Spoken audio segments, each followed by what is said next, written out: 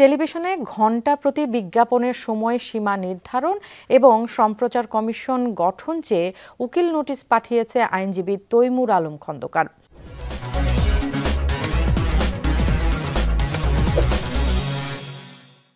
রেজিস্টারকৃত ডাকযোগে তথ্য ও সম্প্রচার মন্ত্রণালয়ের সিনিয়র সচিব, বাংলাদেশ প্রেস কাউন্সিল এবং অ্যাসোসিয়েশন অব টেলিভিশন ওনার্সকে পাঠানো এই নোটিশে 2 সপ্তাহের মধ্যে এ বিষয়ে ব্যবস্থা গ্রহণের অনুরোধ জানান তিনি। নতুবা জনস্বার্থ বিবেচনায় আদালতের আশ্রয় গ্রহণের কথা বলেন তিনি। নোটিশে বলা হয়, বিজ্ঞাপনের নির্ধারিত সময়সীমা না থাকায় টেলিভিশন অনুষ্ঠান উপভোগের ক্ষেত্রে দর্শক শ্রোতাদের মধ্যে বিরক্তি তৈরি হয়। আমি বলছি, তারা যদি এই 8 থেকে 10 মিনিট পর্যন্ত তারা প্রতি ঘন্টায় বিজ্ঞাপনের সময়সীমা নির্ধারণ না করে, তবে আমি উপযুক্ত আইনগত ব্যবস্থা গ্রহণ করার জন্য জনস্বার্থ মামলার আওতায় একটা রিট পিটিশন দাখিল করব এবং সে ব্যাপারে আমি প্রস্তুতি গ্রহণ করছি।